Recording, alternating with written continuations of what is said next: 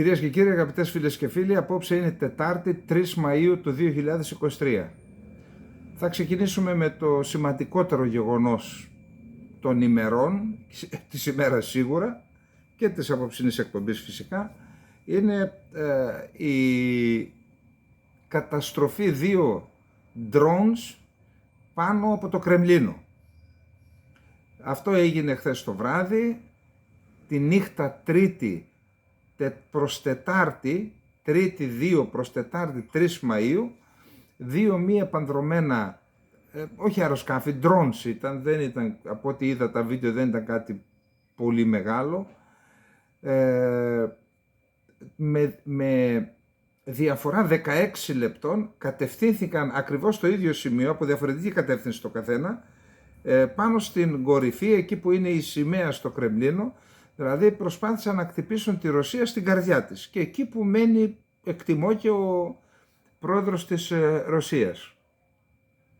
Ήταν ένα πολύ σημαντικό γεγονός. Κυκλοφόρησαν αρκετά βίντεο, γιατί όπως αντιλαμβάνεστε υπάρχουν κάμερες σε διάφορα σημεία σταθερές στη Ρωσία. Έπιασαν από μακριά, ήταν καθαρός ο καιρός, έπιασαν την εικόνα.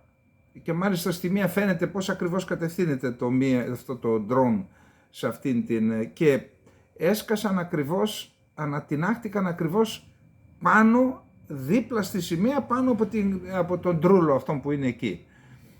Η Προεδρία της Ρωσικής Ομοσπονδίας ανακοίνωσε ότι αυτά καταστράφηκαν από σύστημα ηλεκτρονικού πολέμου, αντιντρόν που υπάρχει στην περιοχή. Εδώ υπάρχει ένα ερωτηματικό, αν υπάρχει σύστημα αντιντρόν, γιατί δεν τα κατέστρεψαν ένα μίλι πιο μακριά και τα κατέστρεψαν ακριβώς πάνω από την κορυφή, και μάλιστα από τα εκρηκτικά που μετέφεραν πήρε και μια πυρκαγιά εκεί σε μια στέγη, κάτι είδα και εγώταν. Τώρα το έχουμε πει χίλιες φορές, να μην γίνουμε στο τέλος και γραφική. Η Ελλάδα πρέπει να πάρει μέτρα για αυτό το τεράστιο ζήτημα. Εάν η Μόσχα, στην καρδιά της, εκεί που κοιμάται ο άνθρωπος που έχει και το βαλιτσάκι με τους κωδικούς για τα πυρηνικά, δεν μπορεί να αντιμετωπίσει αυτή την απειλή, σκεφτείτε τι θα γίνει σε εμάς, στα νησιά μας ή σε οποιαδήποτε, ακόμα και στην Αθήνα και εδώ. Η απόσταση που διήνυσαν, αν τα εκτόξευσαν οι Ουκρανοί από το ουκρανικό έδαφος μέχρι τη Μόσχα, είναι 400 χιλιόμετρα, μου φαίνεται, 500. Εδώ η Αθήνα από τη Σμύρνη, με πτήση πουλιού που λένε, δεν ξέρω αν είναι 300 χιλιόμετρα. Θέλω να πω, αυτό το μαραφέτη που έχει βγει, που λέγεται drone, μη επανδρομένο αεροσκάφος, αλλάζει τα πάντα, όλα τα δόγματα πολέμου, άμενας και τα λοιπά, αντιαεροπορικής άμενας, από ό,τι μου λένε άνθρωποι που εδώ δικοί μας αξιωματικοί που είναι στην αεροπορική άμυνα. Τα ραντάρ, επειδή πολλά από αυτά, τα περισσότερα, κινούνται με μπαταρίες, με συσσωρευτές, δεν έχουν κινητήρα, ούτως ώστε το θερμικό ίχνος που αφήνουν να το πιάσει το ραντάρ και να το βάλει στην οθόνη του. Έχουν μέσα συσσωρευτές, μια συστοιχεία συσσωρευτών, πίσω έχουν έναν έλικα και με αυτόν τον έλικα κινούνται, αλλά αυτό δεν δίνει στίγμα ίχνος θερμότητας, και έτσι δεν τα πιάνουν τα ραντάρ, επειδή είναι και αργά πάλι, κινούνται αργά, πάλι δεν τα πιάνουν τα ραντάρ. Το μέγεθος τους είναι μικρό, δηλαδή μπορεί να είναι όσο ένα πολύ μεγάλο πουλί. Δεν νομίζω να βλέπουν τα ραντάρ όλα τα πουλιά που είναι στον... Αυτό λοιπόν είναι ένα ζήτημα. Είναι ένα ζήτημα, πρέπει να το εξετάσουμε. Τώρα, η Δούμα, η Προεδρία δήλωσε ότι δεν είναι καλά ο πρόεδρος. Η Δούμα, ο Βολοντίνο, εκπρόσωπος της Δούμα, θεώρησε ότι αυτή η επίθεση είναι εναντίον του Πούτιν, εναντίον του Προέδρου της Πούτιν, και μάλιστα μιλούμε και για αντίπεινα, ότι θα απαντήσουμε, η ρωσική πλευρά θα απαντήσουμε, αυτή η κίνηση μας νομιμοποιεί να απαντήσουμε αναλόγως. Τι σημαίνει αναλόγως, θα δούμε. Τώρα, ο Ζελένσκι βρίσκεται για μονοήμερη επίσκεψη σήμερα στην Φινλανδία. Ενώ λοιπόν ήταν να επιστρέψει απόψε, ανακοινώθηκε, είδα τώρα τα φιλανδικά μέσα, ότι δεν θα επιστρέψει. Φοβούμενος πιθανότητα τα αντίπεινα. Μήπως τη φάει στο κεφάλι. Ο Ποντόλιακ, ο σύμβουλός του, δήλωσε ότι, λέει, μπορεί να είναι κάποια τοπικά τμήματα αντίστασης, Ρώσοι δηλαδή, και είπε αυτά τα μηχανήματα μπορεί να τα πάρει οποιοσδήποτε, λέει. Η ρωσική πλευρά θεωρεί ότι αυτή η αναφορά του Ποντόλιακ είναι στην ουσία μια αποδοχή, ότι μπορεί να το έκανε κάποιος από εμάς, αλλά δεν το έκανε το επίσημο κράτος. Βγήκε μετά ο εκπρόσωπος της Προεδρίας, ο Νικηφόροφ, της Ουκρανικής, και αρνείται εμπλοκή. Εμείς, λέει, δεν κάνουμε εκτός επιθέσεις σε ξένες χώρες, εμείς κάνουμε ό,τι κάνουμε, το κάνουμε στο έδαφος μας. Όμως υπάρχει μια ανάρτηση όπου μιλάει ο Αρέστοβης στις 25 Απριλίου, ο οποίος στην ουσία προαναγγέλει μια τέτοια επίθεση από τις 25 Απριλίου. Επίσης δείτε τη χθεσινή εκπομπή, όπου ο Υπουργός Άμυνας είπε μπορεί να χρειαστεί η Τουρκία η Ρωσία να διακόψει τον πόλεμο, γιατί μπορεί να έχει κάποιες δολιοφθορές, σαμποτάζ στο εσωτερικό της και όχι μόνο, και από αυτά να την υποχρεώσουν να στρέψει εκεί την προσοχή της και να σταματήσει τον πόλεμο. Εδώ λοιπόν υπάρχουν μια σειρά από γεγονότα τα οποία πρέπει να τα αναφέρουμε. Πρώτον, είχαμε την επίθεση με μη επανδρωμένο αεροσκάφος στη Σεβαστούπολη, όπου σε δεξαμενές πετρελαίου, όπου καταστράφηκαν 40.000 τόνοι με τις δεξαμενές μαζί πετρελαίου.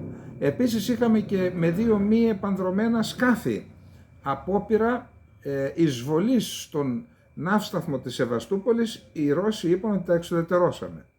Είχαμε έκρηξη και εκτροχιασμό τρένου προχθές στο Μπριάνσκ, γειτονική περιφέρεια με την Ουκρανία.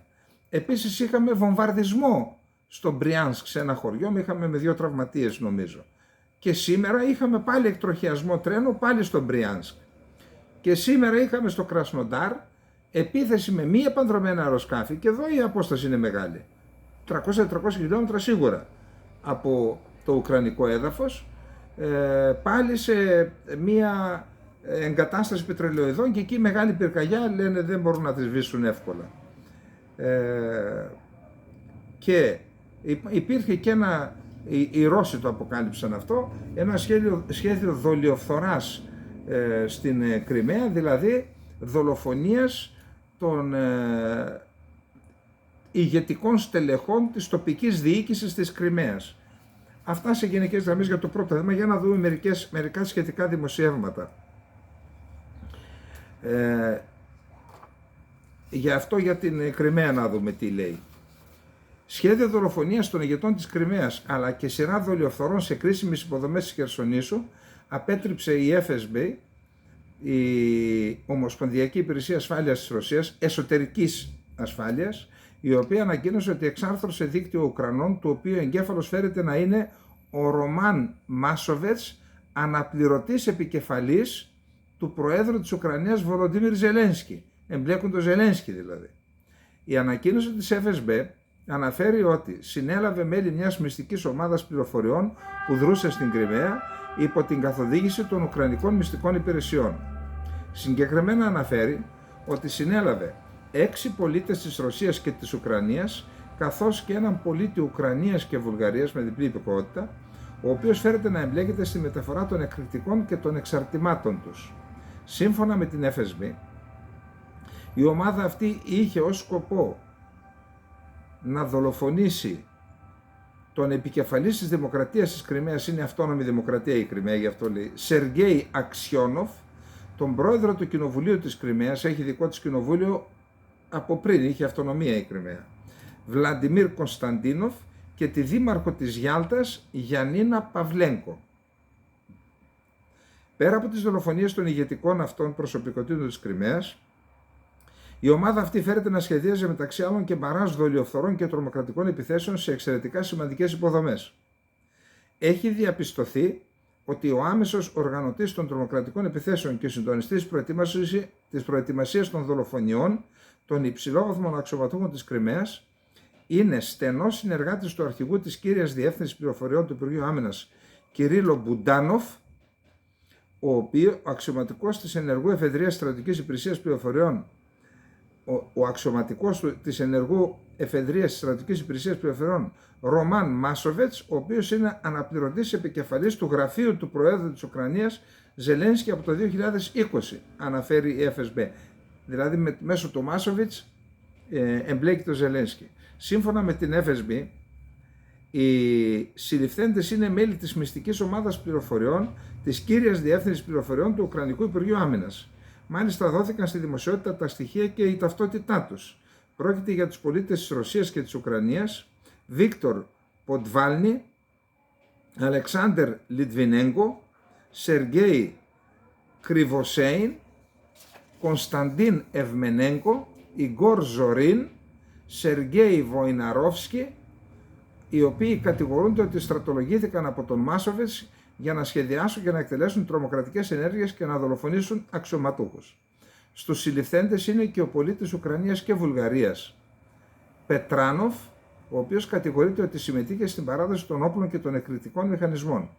Σύμφωνα με την FSB, τα όπλα και οι εκρηκτικοί μηχανισμοί μεταφέρθηκαν από τη Βουλγαρία μέσω Τουρκίας και Γεωργίας στη Ρωσία με πρόσχημα την προμήθεια ηλεκτρικών θερμαστρών, εστιών.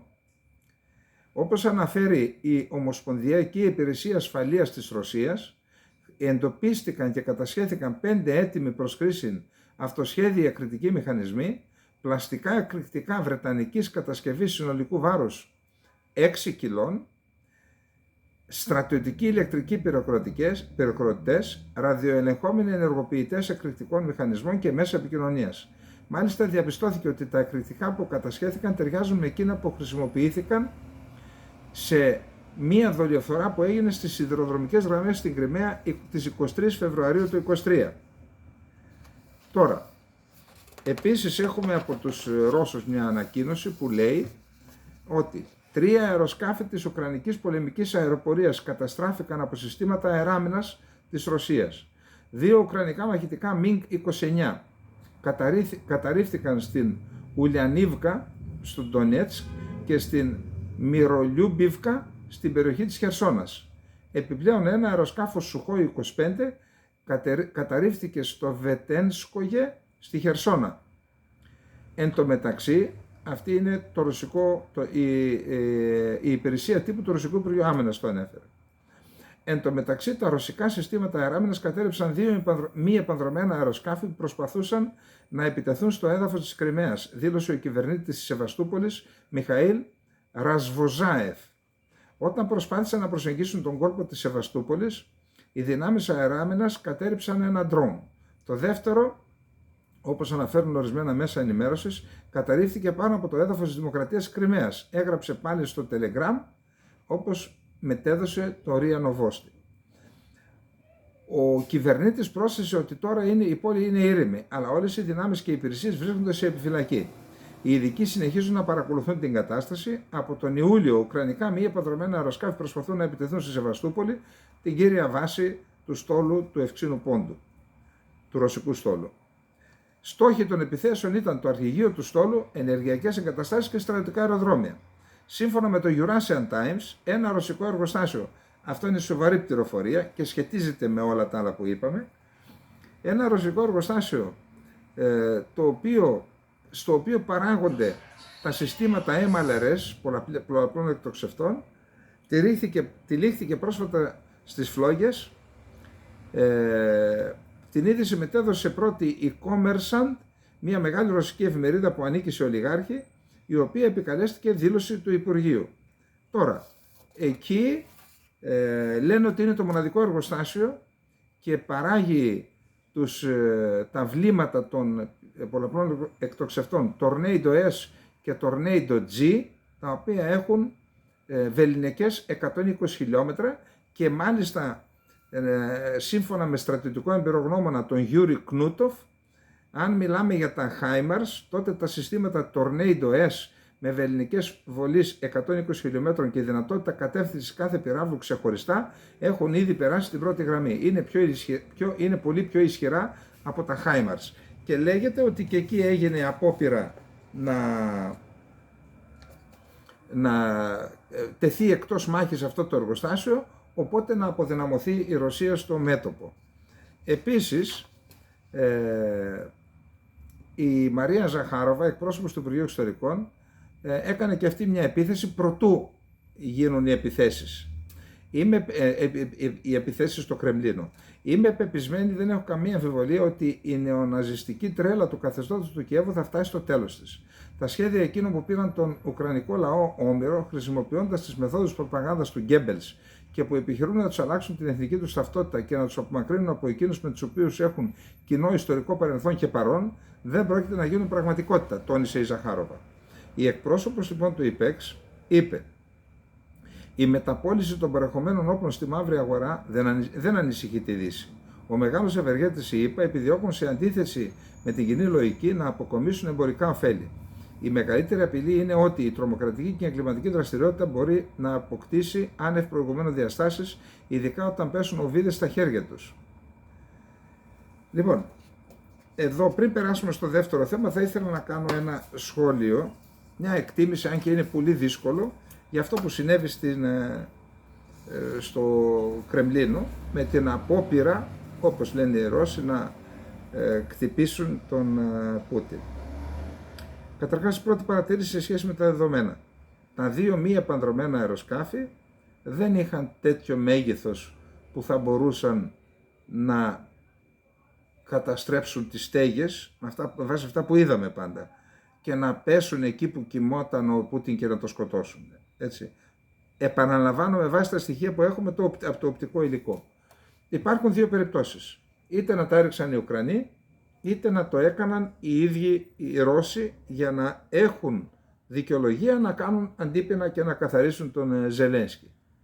Εάν το έκαναν οι Ουκρανοί, θεωρώ ότι είναι δύσκολο να το έκανε ο ίδιος ο Ζελένσκι. Πιθανόν να υπάρχουν κινήσεις και μέσα στην Ουκρανία, και θα δούμε μετά ένα δημοσίευμα, που δεν θέλουν πλέον τον Ζελένσκι, το θεωρούν βάρος, το θεωρούν υπεύθυνο και για το ότι ξέσπασε ο πόλεμος, αλλά για την τροπή που πήρε, και πιθανόν θέλουν να τελειώνουν με αυτόν.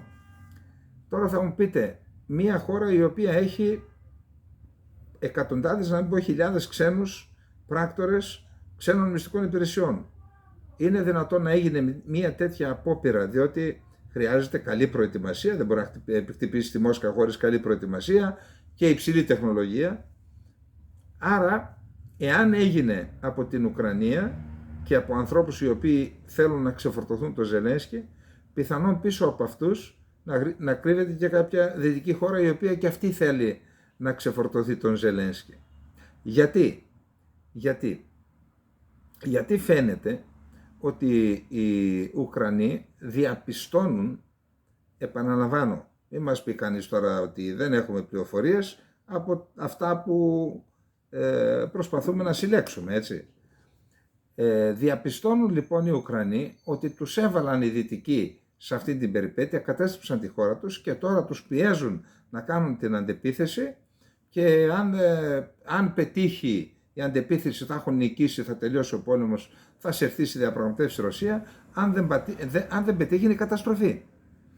Και επειδή βλέπουν αυτή την απειλή το Κίεβο, γι' αυτό είχαμε χθες τη δήλωση. Την είπαμε χθες μάλιστα, ότι αν δεν πετύχει αυτή η αντεπίθεση θα κάνουμε άλλη μία. Ότι μπορεί να χρειαστεί να κάνουμε άλλη μία αντεπίθεση. Η Δύση όμως δεν έχει υπομονή. Σας θυμίζω τις δηλώσεις του Γενικού Γραμματέα του ΝΑΤΟ, ο οποίος είπε: σας δώσαμε το 98%, τελειώνουμε. Τις τάσεις που υπάρχουν στις ΗΠΑ. Και τι κάνουν οι Ουκρανοί σε αυτό? Τι λένε? Προσπαθούν να βγάλουν τον πόλεμο έξω από το έδαφος της Ουκρανίας για να παρασύρουν και τη Δύση σε αυτή την ιστορία. Σου λέει: μας βάλατε, μας αφήσετε μόνος, τώρα να δείτε πώς θα υποχρεωθείτε να έρθετε κοντά μας. Γι' αυτό και η δήλωση του Σόλτς, δείτε ξανά τη χθεσινή εκπομπή, που λέει: κοιτάξτε, εμείς απαγορεύουμε να χρησιμοποιήσετε τα όπλα που σας δίνουμε για να χτυπήσετε στόχους μέσα στη Ρωσία. Γιατί να το πει αυτό ο Σόλτς? Είχε πληροφορίες ότι σχεδιάζονται να χτυπήσουν. Σας θυμίζω και τη δήλωση του Υπουργού Άμυνας που είπε: μπορεί να υποχρεωθεί η Ρωσία να σταματήσει τον πόλεμο γιατί κάτι μπορεί να γίνει μέσα της. Έτσι. Άρα, εάν κάποιοι δεν θέλουν να μπλέξει ειδήσεις σε αυτή την ιστορία, σου λέει ας τελειώνουμε με τον Ζελένσκι και να δούμε τον επόμενο τι λύση θα βρεθεί στο πρόβλημα. Τώρα, αν το έκαναν οι Ρώσοι, αυτή ήταν το πρώτο σενάριο να το έκαναν οι Ουκρανοί. Αν το έκαναν οι ίδιοι οι Ρώσοι, θα δούμε τι θα επακολουθήσει. Μπορεί να μην το μάθουμε ποτέ, αλλά αφού μιλάνε θα απαντήσουμε με αμοιβαιότητα, σημαίνει ότι θα χτυπηθεί, γιατί μέχρι τώρα δεν χτυπήθηκε κυβερνητικό κτίριο, έτσι. Θα δούμε, εννοώ για το Κίεβο, θα δούμε αν θα απαντήσουν. Σοβαρό θέμα πάντως, θα δούμε. Να πάμε στο δεύτερο θέμα μας. Πραγματικά ήταν μία έκπληξη αυτό που συνέβη. Θυμάστε ότι προχθές που είπαμε ότι έγινε ένας έρανος και μαζεύτηκαν 100 τόσα εκατομμύρια για να μαζευτούν drones, έτσι, κρατήστε το αυτό, όπως και εκείνον τον τραπεζίτη, στην προχθεσινή εκπομπή, αν δεν κάνω λάθος είναι, εκείνος ο τραπεζίτης που είπε 500.000 δίνω ευρώ σε όποιον προσγειώσει drone που γράφει «Ζήτω η Ουκρανία» στις 9 Μαΐου στην πλατεία της Μόσχας, που είναι η μέρα της νίκης. Όλα αυτά λοιπόν μαζέψτε, να δούμε τις επόμενες μέρες τι πληροφορίες θα βγουν. Λοιπόν, πάμε στο δεύτερο θέμα μας.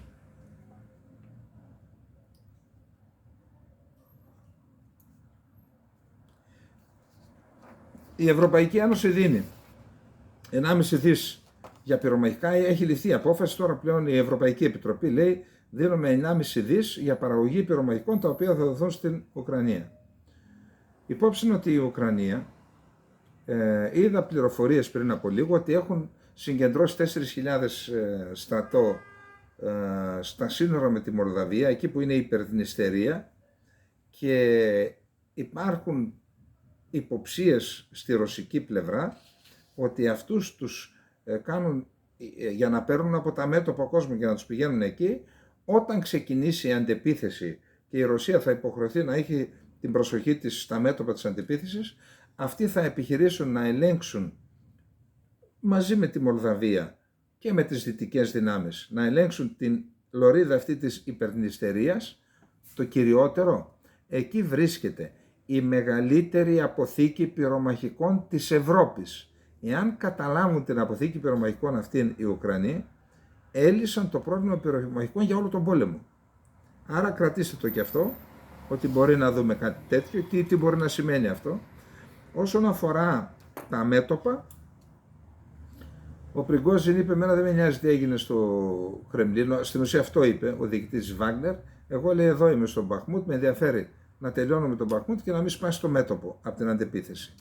Πάντως συνέχισαν την προέλαση στο Μπαχμούτ, επίσης και στη Μαρίνκα, μια πόλη που βρίσκεται νότια της Αντβίιβκα, είναι στην ουσία προέκταση του πολεοδομικού συγκροτήματος του Ντονέτσκ. Είναι κρίσιμο για τη Ρωσία να καταλάβει Μαρίνκα, Αντβίιβκα κτλ. Τότε βελτιώνεται η ασφάλεια του Ντονέτσκ για την επόμενη περίοδο, εάν μείνουν σε αυτά που έχει ο καθένας πάντα, έτσι. Επίσης είχαμε μια επίθεση στη Χερσόνα των Ρώσων και ακούω ότι στη Χερσόνα έκαναν μια απαγόρευση για 2 μέρες, κάτι τέτοιο κινήσεων, ο τοπικός διοικητής ο Ουκρανός. Πάλι είχαμε βομβαρδισμούς στην Κωνσταντίνοφκα, είναι μια πόλη κοντά στο Μπαχμούτ, εκεί εκτυπήθηκαν πυρομαχικά και εφόδια. Είχαμε επίθεση με ντρόν στο Κίεβο, χωρίς να αναφέρονται ζημιές. Εκτίμηση είναι, όχι πληροφορία, ότι οι Ρώσοι το κάνουν αυτό για να σπαταλήσουν, να καταναλώσουν τα πυρομαχικά των αντιαεροπορικών συστημάτων οι Ουκρανοί. Επίσης, ο Πριγκόζιν δήλωσε ότι σύμφωνα με την εκτίμησή μου, είπε, από τις πληροφορίες που έχω από το μέτωπο τις δικές μου, ότι κατά πάσα πιθανότητα οι πρώτες φάσεις της αντεπίθεσης έχουν ξεκινήσει. Δηλαδή υπάρχει συσσόρευση δυνάμεων στα μέτωπα και επιθετικές ενέργειες που μπορούν να θεωρηθούν ως προκαταρκτικές ενέργειες της αντεπίθεσης. Και είπε επίσης ότι υπάρχει ένα άρθρο του Πολιτικού, θα δούμε τώρα, θα το δούμε αμέσως, ότι δεν ενημερώνουν οι Ουκρανοί τους Δυτικούς για την αντεπίθεση γιατί φοβούνται διαρροές. Και επίσης έχουμε δήλωση του Ζελένσκι σε άσχετο άρθρο είναι αυτό, ο οποίος λέει δεν με είχαν ενημερώσει, λέει, έγκαιρα για τις διαρροές, αφού αφορούσαν εμένα, αφορούσαν θέματα της αντεπίθεσης, γιατί δεν με ενημέρωσαν, έλλειψη εμπιστοσύνης, άρα δεν ενημερώνουν τους δυτικούς. Όλα αυτά σχετίζονται και με το πρώτο θέμα που θίξαμε, έτσι. Επίσης ο Ζελένσκι βρίσκεται στην Φινλανδία και είπε από εκεί ότι αν πετύχει η αντεπίθεση είμαι σίγουρος ότι θα μας δώσουν αεροσκάφη. Πάντως η Φινλανδία είπε εμείς αεροσκάφη δεν θα δώσουμε στην Ουκρανία, τα έχουμε για το δικό μας εναέριο χώρο. Υπάρχουν και ορισμένοι ηγέτες οι οποίοι σκέφτονται την πατρίδα τους και λένε ό,τι είναι χρήσιμο για την άμυνά μας δεν το δίνουμε σε σένα, το κρατήσουμε για μένα. Αυτό να τα ακούν ορισμένοι εδώ. Εντάξει. Τώρα, για να δούμε εδώ τι γίνεται. Το Κίεβο δεν αποκαλύπτει ούτε στους συμμάχους του λεπτομέρειες για την επικείμενη ουκρανική αντεπίθεση υπό το φόβο τυχόν διαρροών που θα μπορούσαν να τινάξουν στον αέρα τη στρατιωτική τους επιχείρηση. Σύμφωνα με το Πολίτικο, Ουκρανοί αξιωματούχοι υποστηρίζουν ότι μία διαρροή πληροφοριών θα μπορούσε να θέσει σε κίνδυνο όλη την επιχείρηση και γι' αυτό το λόγο κρατούν ως επτασφράγιστο μυστικό τόσο το πού όσο και το πότε θα διεξαχθεί, θα αρχίσει η επίθεσή τους. Οι επικαλούμενες μάλιστα την πρόσφατη διαρροή στη ΣΥΠΑ αρνούνται να μοιραστούν πληροφορίες όσον αφορά τον χρόνο και τον τόπο της αντεπίθεσης, αλλά ακόμα και τον αριθμό των στρατιωτών και τα μέσα που θα χρησιμοποιήσουν στην αντεπίθεση. Καλά τώρα, εκεί οι Αμερικανοί είναι σε κάθε, και οι Άγγλοι και οι Γερμανοί τώρα. Η υπόθεση της διαρροής των απορρίτων εγγράφων θορύβησαν το Κίεβο, αφού αφορούσαν πληροφορίες για τα ουκρανικά στρατεύματα, αποθέματα πυρομαχικών κτλ. Πάντως, όπως αναφέρει το Πολίτικο, η Ουκρανία εξακολουθεί να μοιράζεται πληροφορίες με τη ΣΥΠΑ και την Ευρωπαϊκή Ένωση, οι οποίες την έχουν στηρίξει τόσο οικονομικά όσο και στρατιωτικά από την έναρξη της εισβολής.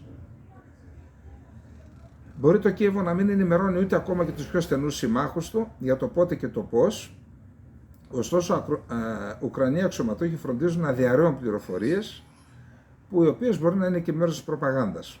Ο Υπουργός Εσωτερικών της Ουκρανίας, Ιχόρ Κλιμένκο, υποστήριξε ότι έχουν δημιουργηθεί 8 νέες ταξιαρχίες, εκτός από αυτές που υπήρχαν, που μετρούν περίπου 40.000 στρατιώτες, προκειμένου να συμμετάσχουν σε αυτή την επιχείρηση.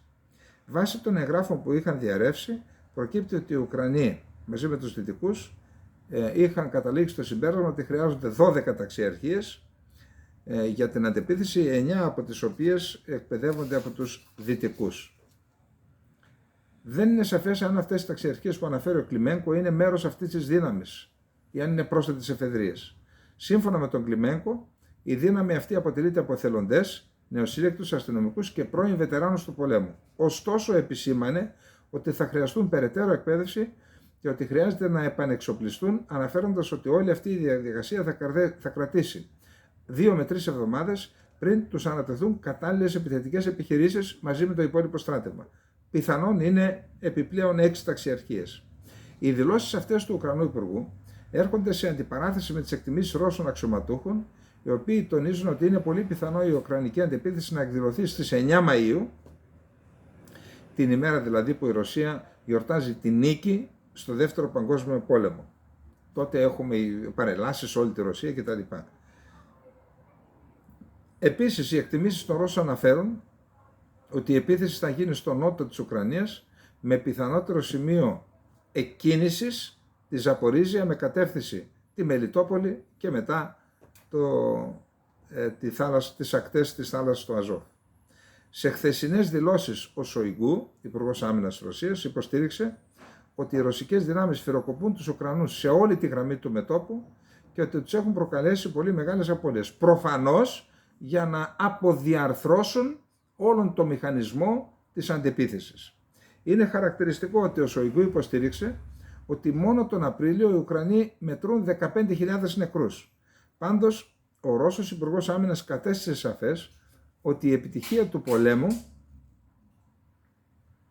θα κριθεί από τα πυρομαχικά και από την ικανότητα αναπλήρωσής τους, επισημένοντας ότι έχουν ήδη διασφαλιστεί τα πυρομαχικά και ο οπλισμός του ρωσικού στρατού για όλο το 2023. Προσέξτε τώρα. Χθες είπαμε ότι σύμφωνα με τις αμερικανικές μυστικές υπηρεσίες, όπως ανακοίνωσε ο εκπρόσωπος του Συμβουλίου Ασφάλειας των ΗΠΑ, ότι είναι 100.000 απώλειες, έκαναν από τους οποίους 20.000 νεκροί, η μισή της Βάγνερ, μόνο στον Μπαχμούτ. Το Κρεμλίνο απέρριψε σήμερα την εκτίμηση των ΗΠΑ για τις ρωσικές απώλειες στην Ουκρανία, τις χαρακτήρισε αποκοίημα φαντασίας, αναφέροντας ότι η Ουάσιγκτον δεν έχει τρόπο να αποκτήσει σωστά στοιχεία. Ο Λευκός Οίκος, λοιπόν, είπαμε ότι είχε 100.000 απώλειες νεκροί και τραυματίες, 20.000 είναι νεκροί. Η Ρωσία για τελευταία φορά έδωσε τη δημοσιότητα καταγραφή των απολειών το Σεπτέμβριο, όταν ο Σοϊγκού ανακοίνωσε ότι 5.937 Ρώσοι στρατιώτες σκοτώθηκαν στην Ουκρανία. Τώρα, υπάρχει πάλι ένα θέμα με ο Πατρούσεφ, ο οποίος είναι μια σημαντική προσωπικότητα στη Ρωσία. Θεωρείται ότι είναι ο δεύτερος ισχυρός άντρας μετά τον Πούτιν. Μάλιστα ορισμένοι λένε ότι ο γιος του Πατρούσεφ, ότι ο Πατρούσεφ ετοιμάζει το γιο του ως διάδοχο του Πούτιν όταν πει ο Πούτιν να εγκαταλείψει. Κατηγορεί λοιπόν τις δομές του Σόρος και τη Δύση ότι θέλουν να αποσταθεροποιήσουν τη Ρωσία ο Πατρούσεφ. Για να δούμε τι λέει. Η δυτική προπαγανδιστική μηχανή δεν λειτουργεί όταν συναντά την τιμή, την ευγένεια, το σθένος και την ακλόνητη ηθική που είναι εγγενής στον ρωσικό λαό, είπε ο Πατρούσεφ. Ο δικός χάρτης με απότερο στόχο την διάλυση της Ρωσικής Ομοσπονδίας έχει καταρτιστεί από την Αμερικανική ελίτ, δήλωσε ο Νικολάη Πατρούσεφ, γραμματέας του Συμβουλίου Ασφάλειας της Ρωσίας, σε συνέντευξη που έδωσε στην εφημερίδα Ισβέστια.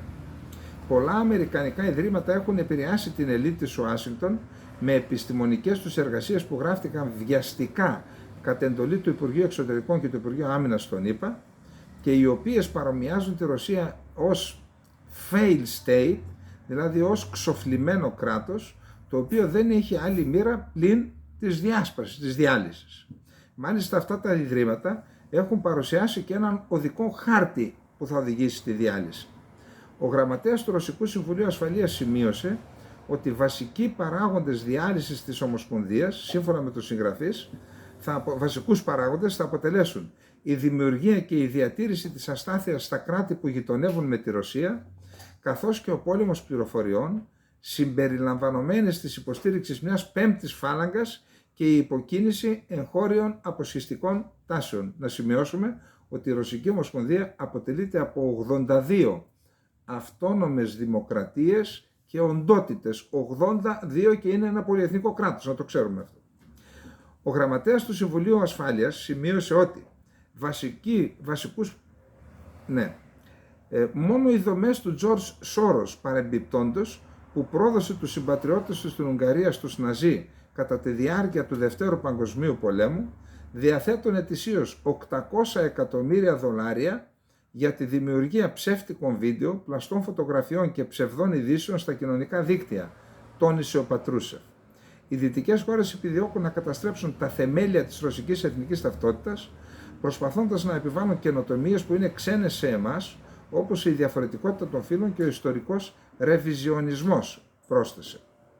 Η Δύση προσπαθεί να υπονομεύσει την εσωτερική ενότητα της χώρας και του λαού μας, να αποθαρρύνει τους πολίτες μας, να τους εμπνεύσει μια αίσθηση κατωτερότητας. Ολόκληρα ιδρύματα στις ΗΠΑ και την Ευρώπη εργάζονται ακούραστα για να δημιουργήσουν τις πιο τρελές ψευδοεπιστημονικές θεωρίες, είπε ο γραμματέας του Συμβουλίου Ασφαλείας της Ρωσίας. Σύμφωνα με τον ίδιο, τα κέντρα αυτά στοιχειοθετούν την ανάγκη αναμόρφωσης της συνείδησης των Ρώσων, την μετάλλαξή τους σε συμπολίτες άλλων εθνικοτήτων και θρησκειών, διότι δήθεν βρίσκονται υπό αυτοκρατορική καταπίεση. Ωστόσο, η δυτική προπαγανδιστική μηχανή δεν λειτουργεί όταν συναντά την τιμή, την ευγένεια, αυτά τα είπαμε. Τώρα εντάξει, αυτό δεν είναι θέμα προπαγάνδας. Το ότι η Ρωσία είναι ένα μοσαϊκό εθνοτήτων και θρησκειών, αυτό είναι αλήθεια. Το ότι μπορεί κάποιοι να το χρησιμοποιήσουν για να τη διαλύσουν είναι άλλο θέμα. Αλλά το ότι υπάρχουν άλλα έθνη το δέχεται και το λέει και η ίδια η λέξη. Ρωσική Ομοσπονδία από 82 αυτόνομες δημοκρατίες και οντότητες. Υπάρχει εκεί πράγμα δηλαδή. Λοιπόν, αυτά είχαμε και για την... Να πάμε στο επόμενο θέμα μας. Λοιπόν, υπάρχει ένα περίεργο δημοσίευμα στην εφημερίδα την Ουκρανική της Στράνα. Προβληματίστηκα αν θα το συμπεριλάβουμε στην εκπομπή μας, αλλά από τη στιγμή που δημοσιεύθηκε και ενώ η χώρα είναι σε πόλεμο, φαίνεται λοιπόν ότι υπάρχουν αντιδράσεις μέσα στην Ουκρανία που θεωρούν ότι ο Ζελένσκι στην ουσία έχει ευθύνες για την πρόκληση του πολέμου. Λένε ότι αν ήταν ο Ποροσέγκο δεν θα είχαμε πόλεμο. Δεν λένε ότι είναι πράκτορας των Ρώσων, αλλά ότι έπαιξε το παιχνίδι των Ρώσων με τις πράξεις του και ότι στην ουσία θέλουν να τον ξεφορτωθούν. Τώρα, αυτό συνδέεται και με τα πρώτα που λέγαμε. Για να διαβάσουμε τι ακριβώς λέει και μετά, αν μπορούμε, θα κάνουμε και κανένα σχόλιο, αν μας επιτρέπετε. Βαραίνει το πολιτικό κλίμα κατά του Ουκρανού Προέδρου Βολόντιμιρ Ζελένσκι, με την αντιπολίτευση να σηκώνει τη σημαία της ανατροπής της τρέχουσας κατάστασης. Σύμφωνα με όσα μεταδίδει το Ουκρανικό πρακτορείο Στράνα, ο πρώην αρχηγός του Ουκρανικού κράτους Πέτρο Ποροσέγκο, προηγούμενος πρόεδρος, ανεβάζει τους τόνους σε πρωτόγνωρο επίπεδο, μόνιμη εποδός του. Ο πόλεμος ξεκίνησε επειδή ο ανίκανος Ζελένσκι εξελέγει πρόεδρος. Πάντως είναι αλήθεια ότι υπήρχε μια δυσαρέσκεια στο πρόσωπο του Ζελένσκι, με βάση αυτά που διαβάζουμε πάντα, ότι πριν ξεκινήσει ο πόλεμος η δημοτικότητά του είχε πέσει στο 11%. Τώρα φυσικά είναι στα ύψη. Να δούμε μέχρι πότε. Όπως λοιπόν γίνεται ευκόλως αντιληπτό, μεσούντος του πολέμου, ο ουκρανικός πολιτικός βίος παίρνει φωτιά με την αντιπολίτευση να ζητά εκλογές. Μου θυμίζει το δικό μας, τις δικές μας εκλογές όταν ήμασταν στη Μικρασία. Σημειώνεται ότι οι εκλογές αναμένονται τον Οκτώβριο, αλλά δεν μπορούν να διεξαχθούν εφόσον η χώρα τελεί υπό στρατιωτικό νόμο. Και όμως εμείς τις κάναμε και είδατε που φτάσαμε.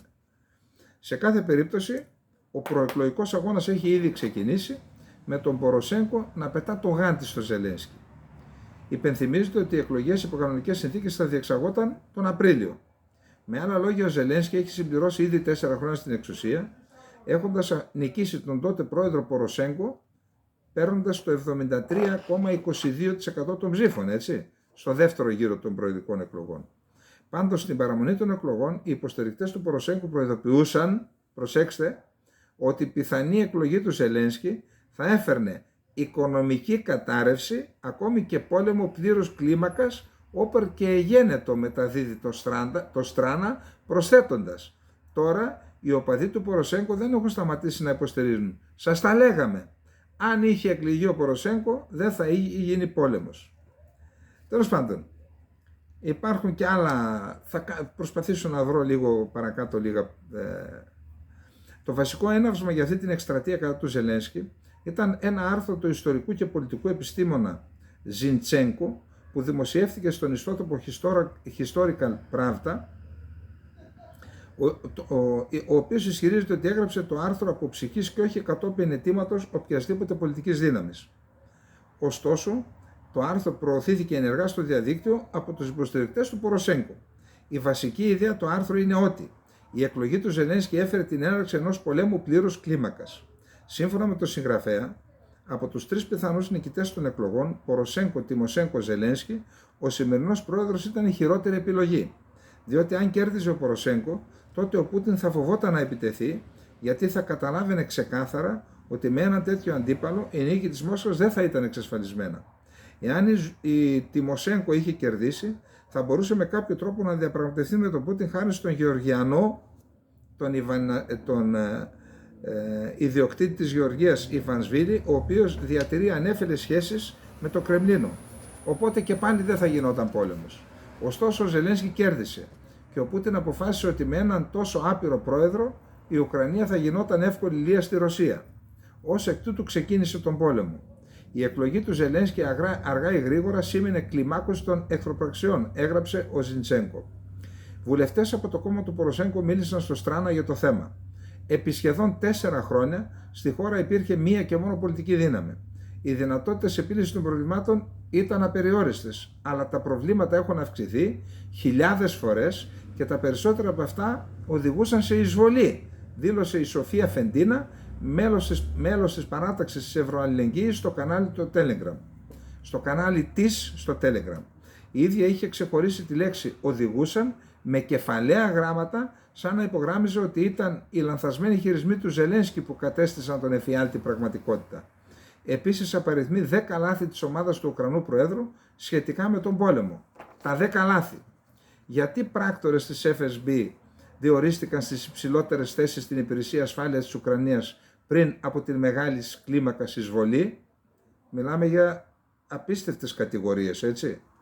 Πού είναι ο πρώην επικεφαλής της SBU, της Ουκρανικής Υπηρεσίας Πληροφοριών, Ιβάν Μπακάνοφ, εναντίον του οποίου υπάρχουν κατηγορίες για τις αποτυχίες της Υπηρεσίας Πληροφοριών κατά την προπολεμική και αρχική περίοδο του πολέμου, αλλά και για την παρουσία Ρώσων πρακτόρων στη δομή του, ιδίως του Ολέγκ Κουλίνιτς, ύποπτου για προδοσία και πρώην επικεφαλής πληροφοριών του τμήματος Κριμαίας? Στις 19 Ιουλίου ο Μπακάνοφ απαλλάχθηκε των καθηκόντων του ως επικεφαλής της SBU. Μετά την απόλυσή του, αποφεύγει επιμελώς τη δημοσιότητα, ενώ κυκλοφορούσαν φήμες για φυγή του στο εξωτερικό, αλλά οι Ουκρανικές αρχές το διέψευσαν. Κάποτε υπόθηκε ότι ο Μπακάνοφ ήταν υπό έρευνα, αλλά αυτό δεν επιβεβαιώθηκε από το κρατικό γραφείο ερευνών. Παρά το γεγονός ότι ο ίδιος ο Ζελένσκι ζήτησε την παραίτηση του Μπακάνοφ, αφού η SBI, μία υπηρεσία που ελέγχεται επίσης από τον πρόεδρο, αποκάλυψε το έργο του Κουλίνιτς, ο οποίος ήταν κοντά στον πρώην επικεφαλής της SBU, υπάρχουν σκοτεινά σημεία σε όλη αυτή την υπόθεση, λέει το Στράνα. Ο Γιούρι Μπουτούσοφ, αρχισυντάκτης του SensorNet, μίλησε για αυτό το θέμα. Πριν την εισβολή, η Ρωσία είχε τον πλήρη έλεγχο της SBU, με εξαίρεση ένα τμήμα αντικατασκοπίας. Η Ρωσία ήλεγχε την Ουκρανική Υπηρεσία Πληροφοριών και απέκτησε πρόσβαση σε όλα τα κρατικά μυστικά μας. Και όλα αυτά χάρη στα διατάγματα του Ζελένσκι. Ήλπιζα ότι ο πρόεδρος θα το παραδεχόταν ο ίδιος, ότι θα παραδεχόταν ότι τον εξαπάτησαν, ότι του είπαν ψέματα, ότι τους πίστευε. Ήταν απαραίτητο να χυθεί άπλυτο φως στην υπόθεση και οι προδότες να δικαστούν. Αλλά ο Ζελένσκι επέλεξε τον πρόεδρο της σιωπής, τον δρόμο της σιωπής, τον δρόμο του ψεύδους και της ντροπής. Η σιωπή του πρόεδρου στην περίπτωση της παράδοσης της SBU στην FSB, της Ρωσικής Ομοσπονδίας, δείχνει ότι αυτό δεν ήταν λάθος του, αλλά έγινε εσκεμμένα και πρέπει να αξιοποιηθεί κάθε ευκαιρία ώστε ο πρόεδρος Ζελένσκι να αναγκαστεί να απαντήσει, όσον και αν θέλει να σώσει τον εαυτό του και τους συνεργούς του, αποποιούμενος τις ευθύνες. Γιατί κανείς δεν θα του συγχωρήσει αυτά τα ποτάμια αίματος. Ο αρχισυντάκτης του SensorNet θεωρείται προσκύμενος στον πρώην γραμματέα του Συμβουλίου Εθνικής Ασφάλειας και Άμυνας, ο Ολεξάνδρ Τουρτσίνοφ, ο οποίος ηγείται της έδρας του κόμματος Ευρωαλληλεγγύη του Ποροσέγκο. Αξίζει να προσθεθεί ότι το βίντεο με τις κατηγορίες του Μποτούσοφ κατά του Ζελένσκι κυκλοφόρησε και ως διαφήμιση στο YouTube.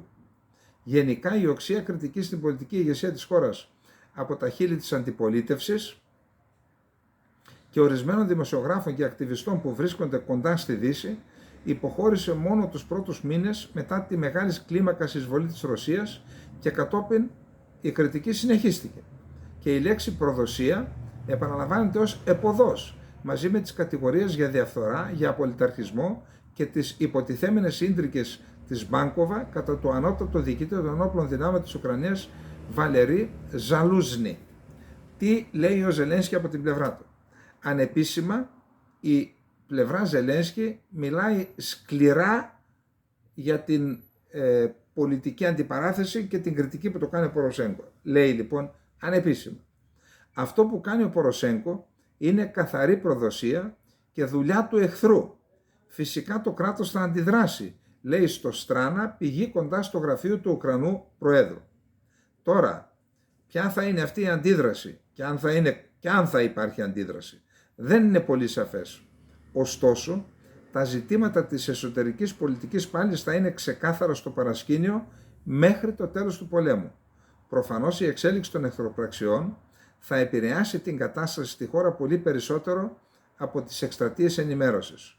Ωστόσο, εάν οι ένοπλες δυνάμεις της Ουκρανίας καταφέρουν κάποια σημαντική επιτυχία, τότε όλα αυτά τα σχέδια φυσικά θα πάνε χαμένα, καθώς η νίκη θα επιστοθεί στο Ζελένσκι, λέει ο πολιτικός επιστήμονας Αντρέι Ζολοτάρεφ.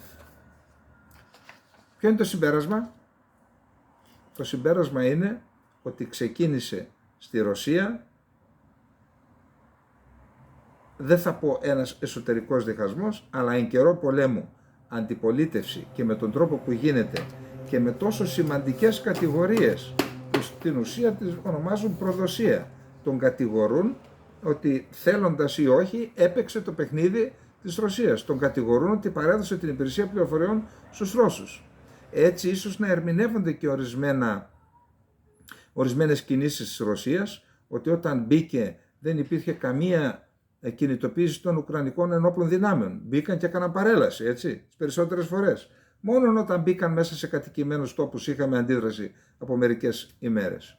Εν πάση περιπτώσει, δεδομένα παραθέτουμε, συμπεράσματα είναι δύσκολο να βγουν γιατί δεν είμαστε εκεί και δεν έχουμε όλες τις πληροφορίες. Λοιπόν, να πάμε στο επόμενο θέμα.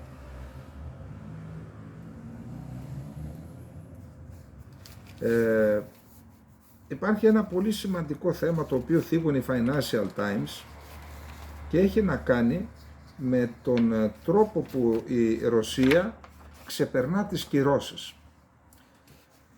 Έχει ένα εκτεταμένο δίκτυο κατασκοπίας στην Ευρώπη. Ακούστε, με εκατομμύρια Ρώσους, Ρωσίδες να έχουν κατακλείσει τις χώρες της Ευρώπης, να έχουν πάρει υπηκοότητες όλες τις χώρες και με δεδομένο ότι ειδικά επί Σοβιετικής Ένωσης ήταν ένα κράτος το οποίο η ασφάλεια, η εσωτερική ασφάλεια έπαιζε τεράστιο ρόλο. Δηλαδή, οι περισσότεροι πολίτες ήταν άνθρωποι που υποχρεωτικόντουσαν να μιλάνε με την ασφάλεια, με τις διάφορες υπηρεσίες πληροφοριών που υπήρχαν. Άρα, πολλοί από αυτούς βρίσκονται στην Ευρώπη. Πολλούς τους αφήνουν να κοιμούνται και τους ξυπνούν όταν τους χρειάζονται. Δεν βρίσκεις άκρη όταν οι άνθρωποι αυτοί έχουν διασπαρίσει όλη την Ευρώπη, μια Ευρώπη χωρίς έλεγχο στα σύνορα, έτσι στο Σέγγεν μέσα, αν περάσει κάποιος μετά τρεγαγύρευε. Και λέει ότι αυτό το δίκτυο, ένα τεράστιο δίκτυο, βοηθάει τη Ρωσία να ξεπερνάει το εμπάργο, ξεπερνάει τις κυρώσεις και να εξασφαλίζει υψηλή τεχνολογία η οποία με κάποιο τρόπο φτάνει στη Ρωσία και ενσωματώνεται στα οπλικά συστήματα. Για να δούμε τι λένε οι Financial Times. Λοιπόν, η συνεχιζόμενη δυνατότητα προμηθειών της Ρωσίας από την Ευρώπη καταδεικνύει τις πρακτικές δυσκολίες των δυτικών κυβερνήσεων να αποκλείσουν τη Μόσχα από την απόκτηση κρίσιμης στρατιωτικο-βιομηχανικής τεχνολογίας, ενώ μένεται ο πόλεμος στην Ουκρανία.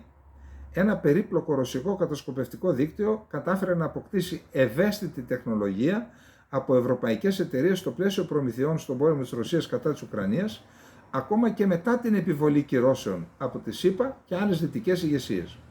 Όπως προκύπτει από έρευνα των Financial Times, το δίκτυο αυτό, που στήθηκε για την εξασφάλιση προμηθειών από μικροτσίπ έως πυρομαχικά, κατάφερε να προμηθευτεί εξαρτήματα και εργαλεία μηχανημάτων από Γερμανία και Φινλανδία και από πόσες άλλες χώρες, λέω εγώ, παρά τα οικονομικά μέτρα που επιβλήθηκαν το Μάρτιο του 2022.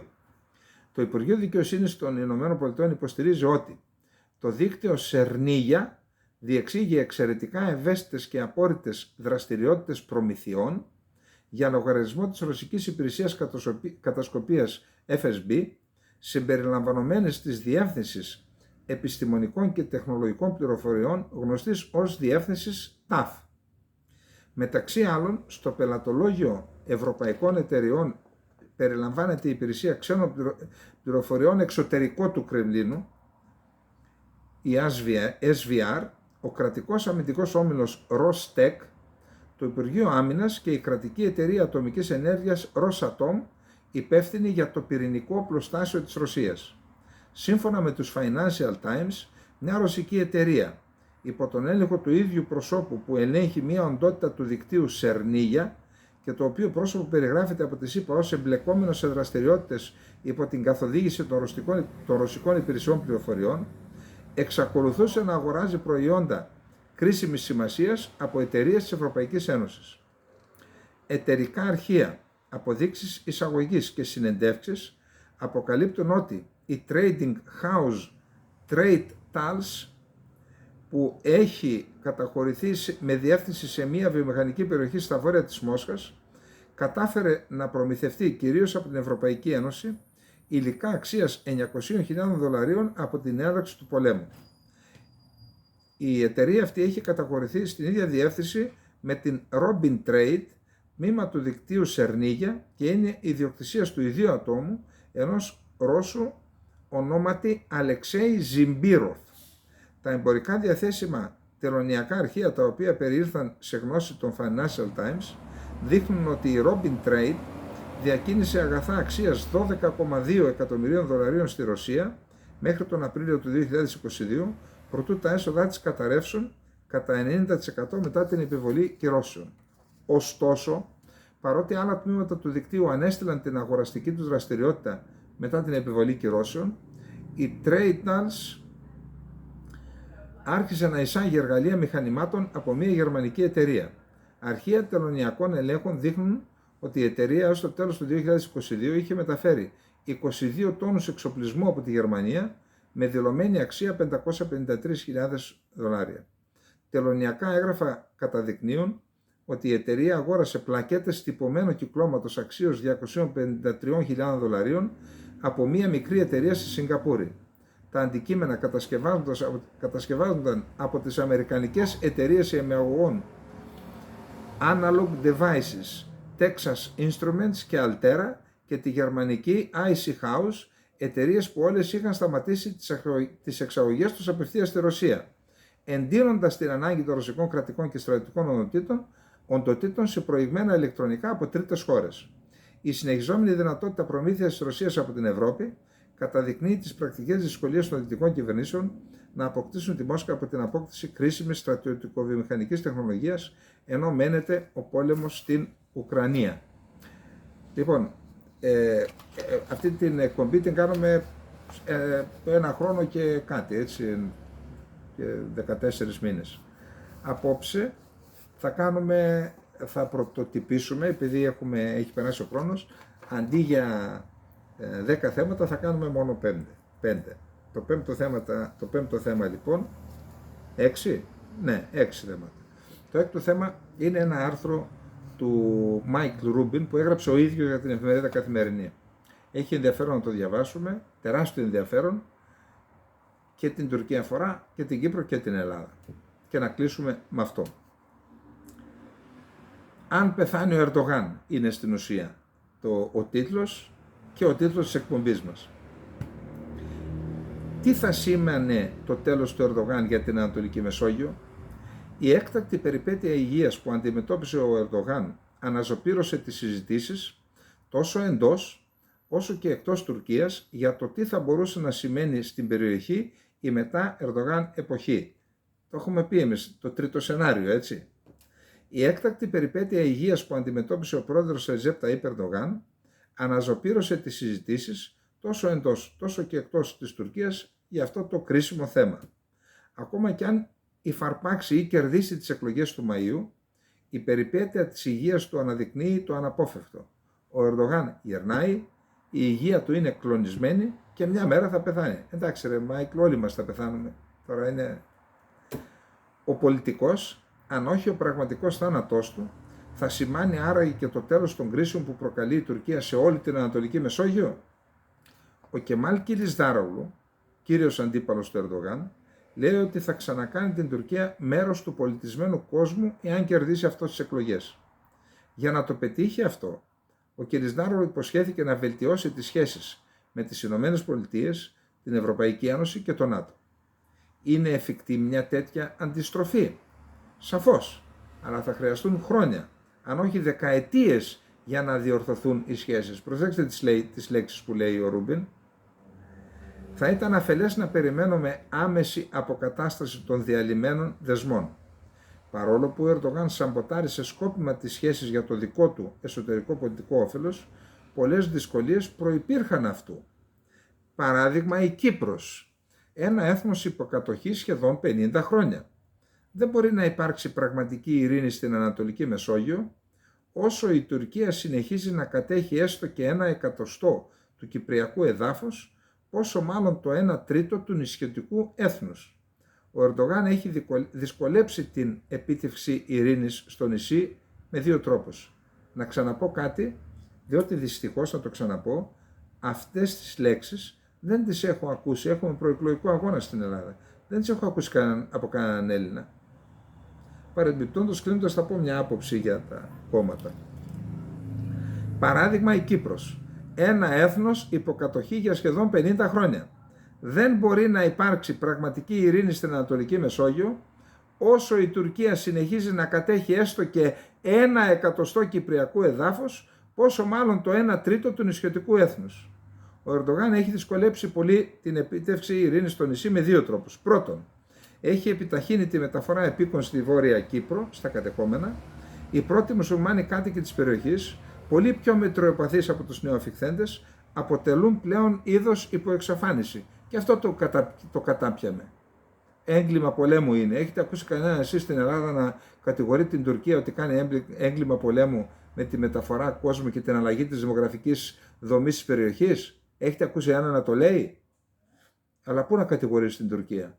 Όποιος το κάνει εξοβελίζεται τώρα ειδικά. Δεύτερον, κάθε Τούρκος τεχνοκράτης και οικονομολόγος γνωρίζει ότι η οικονομική κακοδιαχείριση του Ερντογάν έχει καταστρέψει την τουρκική οικονομία. Θα χρειαστούν δεκαετίες για να αποκατασταθεί η ζημιά που προκάλεσε η κακοδιαχείρισή του. Οι διάδοχοι του Ερντογάν θα βλέπουν την Κύπρο όπως είδε κάποτε ο Σαντάμ Χουσέιν το Κουβέιτ.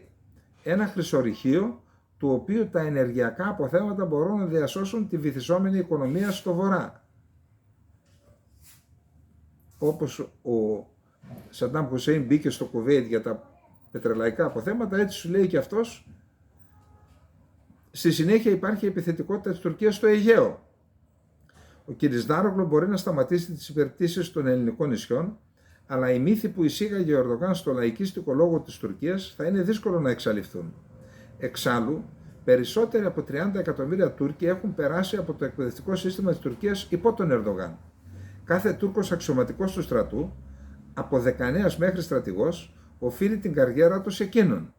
Ο Ερντογάν έχει επίσης αναδιαμορφώσει τα μέσα ενημέρωσης σε μια μηχανή ενίσχυσης των παρερμηνιών του για την ιστορία και την υιοθέτηση θεωριών συνωμοσίας. Οι ισχυρισμοί του Ερντογάν για την αποστρατιωτικοποίηση των νησιών του Αιγαίου, καθώς και για τη συνθήκη της Λοζάνης, μπορεί να είναι αποδεδειγμένα ψευδείς, αλλά οι Τούρκοι θα συνεχίσουν να τους ενστερνίζονται.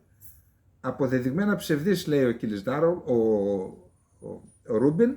Εδώ οι δικοί μας κάποιοι λένε, μα έχουν και τα δίκαια τους και οι Τούρκοι. Έτσι. Οι ξένοι, φαίνεται ορισμένοι ξένοι υπερασπίζονται καλύτερα τα συμφέροντα της Ελλάδας από αυτούς που είναι εντεταλμένοι γι' αυτό. Η ιστορία αυτή δεν θα τελειώσει ούτε με τον Κιλισδάρογλου. Στο 74 χρόνια του, ο Κιλισδάρογλου είναι μόνο ένα υποκατάστατο. Ακόμα και οι υποστηρικτές του αναγνωρίζουν ότι είναι γερασμένος, βαρετός και καθόλου χαρισματικός. Εδώ υπάρχει ένας παραλληλισμός με τη δυναμική στις εκλογές του 2020 στη ΣΥΠΑ. Αν ο Κιλισδάρογλου κερδίσει, θα είναι επειδή οι Τούρκοι ψήφισαν κατά του Ερντογάν, όχι επειδή ψήφισαν τον ίδιο τον Κιλισδάρογλου. Ο κίνδυνος είναι αυτό που έρχεται μετά τον Κιλισδάρογλου. Μια νέα γενναία Τούρκων πολιτικών μεγάλωσε υπό τον Ερντογάν. Καταλαβαίνουν τη δύναμη του λαϊκισμού. Συνειδητοποιούν ότι με επιθέσεις εξοργίζουν τους νέους Τούρκους και κερδίζουν ψήφους. Η Τουρκία δεν θα έπρεπε να είναι ένας αιώνιος εχθρός. Η αληθινή ειρήνη και ευημερία θα έρθει στην Ανατολική Μεσόγειο μόνο όταν η Τουρκία θα βρίσκεται σε ειρήνη με τον εαυτό της και τους γείτονές της. Οι Τούρκοι πρέπει να ζήσουν σε συνεργασία με τους Έλληνες, τους Κούρδους, τους Αρμένιους και τους Άραβες, όπως οι Γερμανοί σήμερα ζουν με τους Τσέχους, τους Γάλλους, τους Δανούς και τους Πολωνούς. Οι Τούρκοι πρέπει να ζήσουν σε συνεργασία με τους Έλληνες, τους Κούρδους, τους Αρμένιους και τους Άραβες, όπως οι Γερμανοί σήμερα ζουν με τους Τσέχους, τους Γάλλους, τους Δανούς και τους Πολωνούς. Δυστυχώς αυτή η μέρα είναι ακόμα μακριά. Ο Ερντογάν μπορεί σύντομα να αποχωρήσει, αλλά ο ερντογανισμός φαίνεται ότι ήρθε για να μείνει. Ο Μάικ Ρούμπιν είναι άνθρωπος ο οποίος υπηρέτησε ως σύμβουλος σε διάφορες υπουργεία των Ηνωμένων Πολιτειών και τώρα είναι ανώτερος συνεργάτης στο Ινστιτούτο American Enterprise.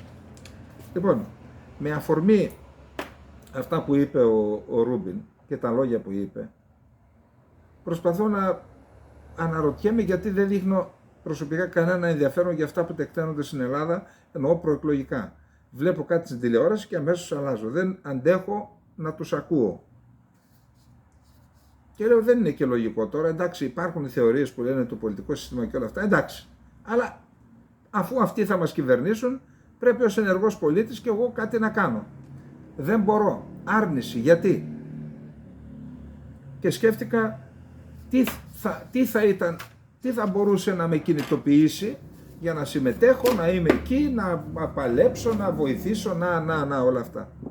Ακούστε, ένα κόμμα το οποίο θα είχε στο καταστατικό του πρώτος στόχος απελευθέρωση της Κύπρου, δεύτερος στόχος επέκταση των χωρικών υδάτων της Ελλάδας στα 3 μίλια, τρίτος στόχος προστασία των ελληνικών κοινοτήτων, είτε των παραδοσιακών, αυτές που είναι ας πούμε τη λέξη γηγενής, Βόρειος Ήπειρος και όπου αλλού υπάρχει, αλλά και του απόδημου ελληνισμού.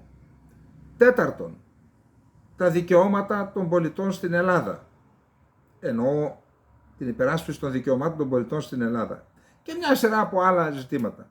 Εάν λοιπόν υπήρχε κάτι τέτοιο, το οποίο θα ήταν και ο λόγος ύπαρξης του κόμματος, τότε πιστεύω ότι ναι, θα μπορούσα να πω ναι, αυτό το κόμμα πρέπει να το στηρίξουμε. Και αυτό το κόμμα θα κινητοποιούσε και τις λαϊκές μάζες. Όταν λοιπόν συμμετέχει σε μια προεκλογική εκστρατεία και δεν ακούς έναν ουσιαστικό λόγο, αφήστε τώρα τα εθνικά που ανέφερα εγώ τα προτάγματα, ακόμα και για τα εσωτερικά ζητήματα, έναν ουσιαστικό λόγο, τότε πώς θα σε κινητοποιήσει αυτό και τι μέλλον μπορούμε να έχουμε, ποιος, πώς, από τι τους υποχρεώνει να ακολουθήσουν μια πολιτική η οποία... Τέλος πάντων, εμείς ως κανάλι θα συνεχίσουμε την πλήρη αποχή από τα εσωτερικά μέχρι τις εκλογές. Δεν ασχολούμαστε λοιπόν με ο κάθε ακροατής τηλεθεατής μας, του καναλιού μας, μπορεί να επιλέξει όποιο κόμμα του εξασφαλίζει εσωτερική ισορροπία. Διότι είχε πει κάποιος κάποια στιγμή ότι η πολιτική είναι και ψυχοθεραπεία.